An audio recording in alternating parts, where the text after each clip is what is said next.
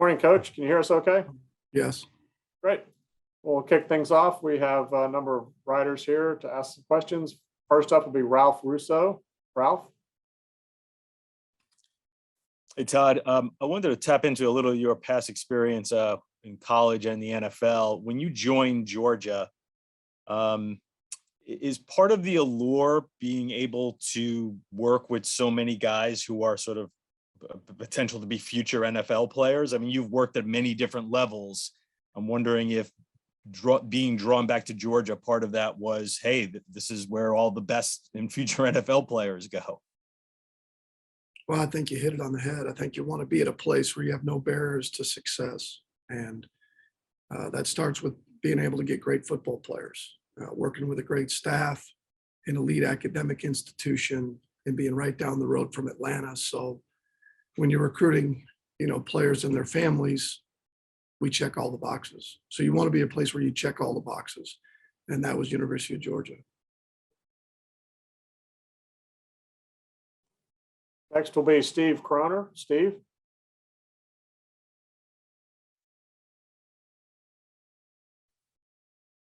Doing a story on Brock Bowers. How soon before he got on campus did you realize he was going to have such an impact on your offense? And how have you made him a better tight end? And how has he made you a better offensive coordinator? Well, the first part of it is, first of all, we saw his work ethic. I spoke about that, a week ago about how he's wired. So we don't have to touch on that anymore. He's wired the right way. He works awfully hard at his craft. He only knows one speed. So right away, we know he'd be able to contribute. Did we know it'd be to this extent? Of course not. So, but once we saw him work, his skill set, we knew that, we had a chance to have somebody that we could rely on. And as he's continued to develop, Coach Hartley deserves a lot of credit, one, for recruiting him, two, for developing him. We've just tried to continually move him around, put him in a position to make plays. He's embraced that. He works awfully hard. He's had a lot more to do with what we do, in terms of how he works and how he prepares than I've had to do with his progression. I mean, that's just because the way he's wired. Next will be Seth Emerson. Seth? Todd, as great as Stetson was the other night, as really good as he's been, there's obviously 2 games against Alabama that are kind of blot on his resume.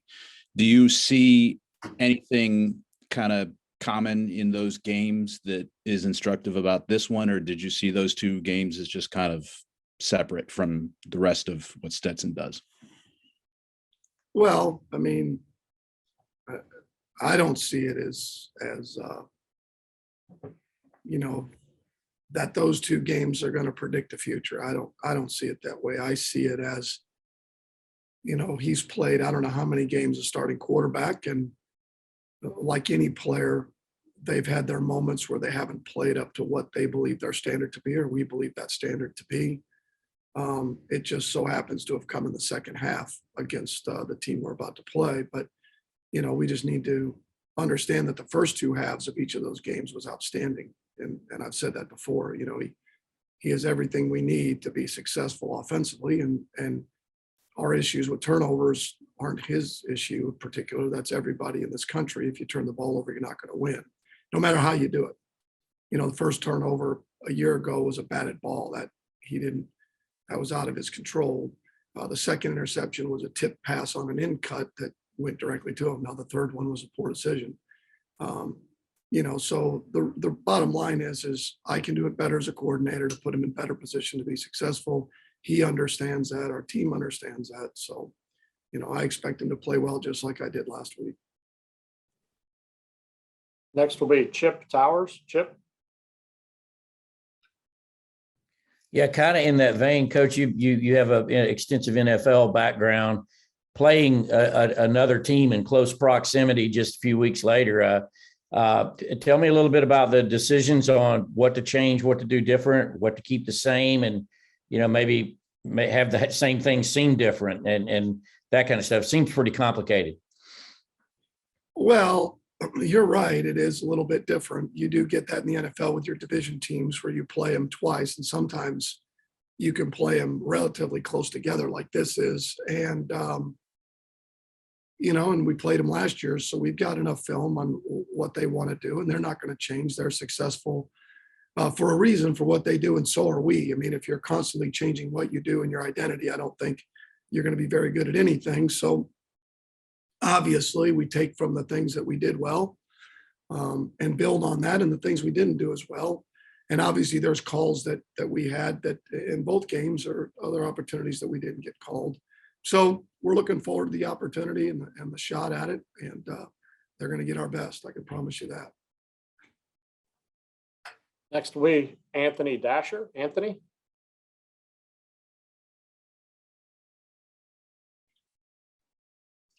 Hey, Todd. How do you best quantify, the improvements when you talk about Stetson that he's made from last year to right now to become starting quarterback? Well, I think he's obviously second year in the system, being around us as a coaching staff. What we do offensively, I think, is big. And just playing. I think we forgot at times, that he really hadn't played a lot of football here. And I think being around the same players, I think the consistency that we've had at times, that we've tried to get the ball to those guys have helped.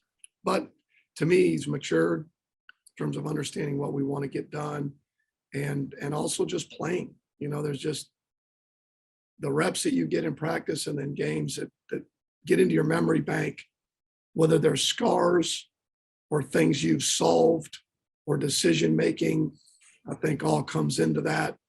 And the longer you play, a guy like Aaron Rodgers or Tom Brady or those guys, or Ryan Fitzpatrick, I mean, some of the things they do now, they didn't do early on in their career. That develops over time, and they continue to improve their game and their understanding of what we want done. All right, next will be Dennis Dodd. Dennis. Got it this time. Todd, you were pretty emphatic of your support for Stetson last week when talking about JT. Stetson's got 10 touchdowns in the last 3 games. I just wonder if there was a point where, I don't know what the word is, that you trusted him more to go downfield, to do more things, or was that overestimating it? Oh, I don't know. I mean,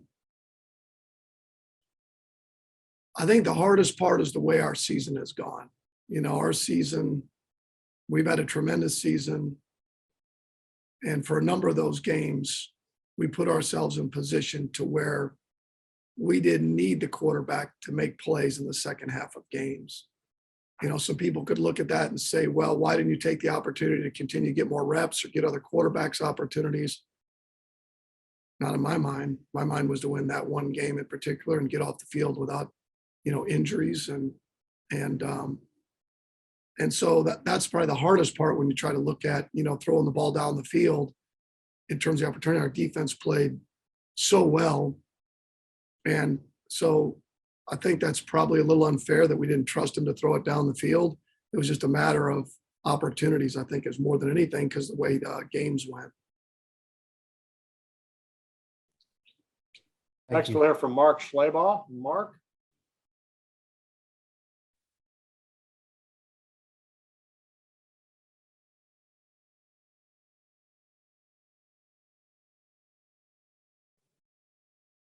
Mark, you with us? You talked about Georgia checking all the boxes in terms of resources and recruiting area and facilities and everything else. Were you aware that they hadn't won a title since 1980 when you got there? How much have you heard about it, and what would it mean to end that? I had not, because I really, in a lot of ways, that didn't factor into it, because I knew what the place was like now, and I knew the success that they had, and we're awfully close in previous years to that. And that's what you can ask, is just an opportunity to put yourself in the tournament or in position, I guess the best way to put it. So I just knew that the opportunity to get really good players, an elite academic institution, Atlanta being right down the road, unbelievable support. And I think that's where you want to be. Next will be Matt Baker. Matt. Hey, Todd, I'm with the Tampa Bay Times. So I wanted to ask you about your time with the Buccaneers. I'm sure you've learned something every stop you've been at. What about your time with the Bucs has kind of helped you become a better coach at this level? Well, first of all, I loved my time at Tampa, the 3 years I was there, working for a close friend and mentor, Dirk Cutter, who gave me an opportunity to come back to the NFL as an offensive coordinator. We still have a place down there, but the organization was first class. The Glazers treated me with unbelievable respect. The front office, was tremendous. What I remember is, unfortunately, we just didn't get it done. We didn't win enough games, but really enjoyed the players. We had a great nucleus of players. I learned a lot in terms of how hard it is to win in the NFL. And I shouldn't say I learned that. I knew that anyways, but it's hard, to win in the NFL. And but the bottom line is we didn't win enough games, but the relationships that I had with everybody as part of the organization and the coaches and the players was unbelievable. Next will be Mark Weiser. Mark?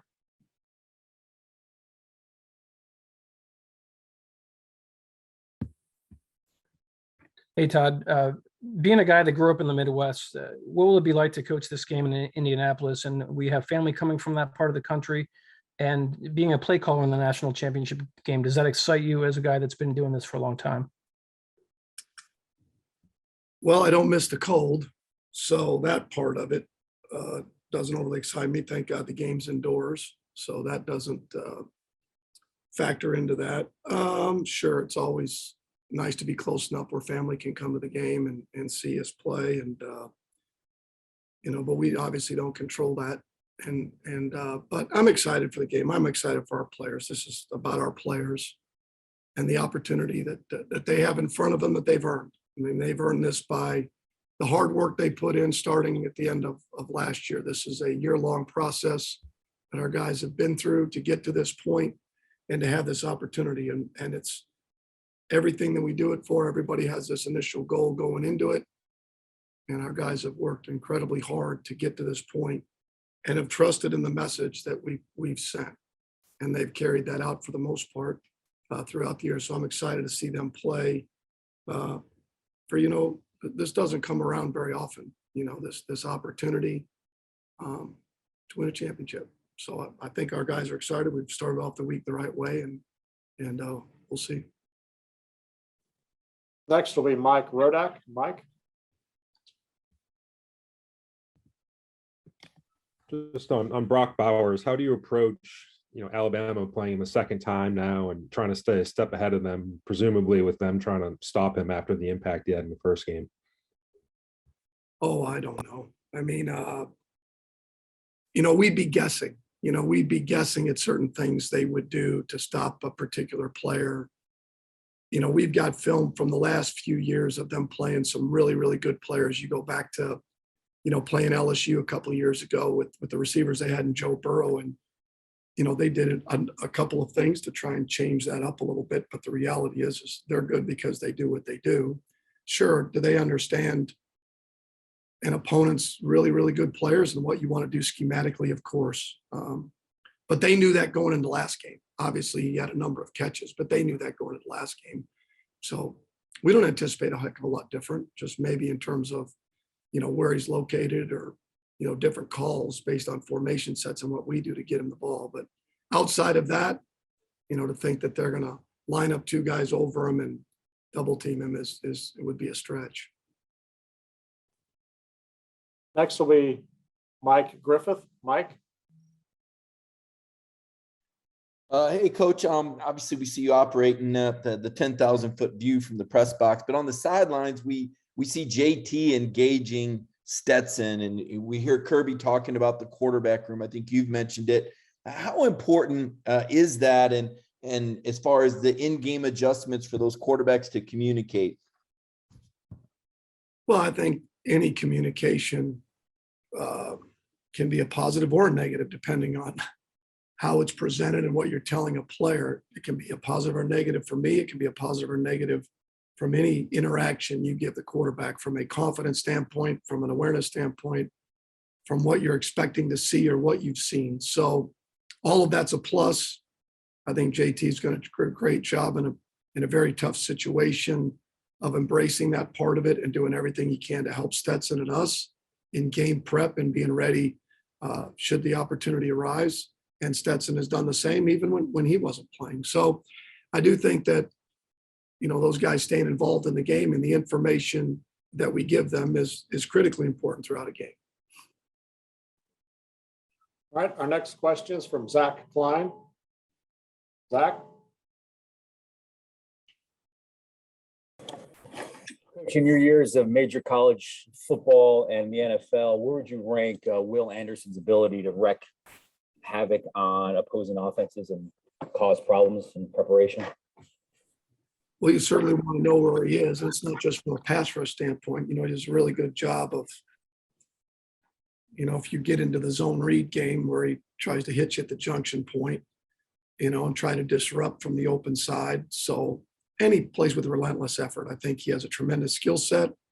They do a good job of moving him around, and, he plays with relentless effort. Those are all, good signs of a player that you've always got to be aware of where he's at and the matchups that you have. And like any team, they're no different, just like with him, just like last week, you got to be careful of getting yourself into a drop back passing game all the time and putting yourself at risk. All right, Coach, thank you very much for your time today. We look forward to seeing you in Indianapolis. Thank you.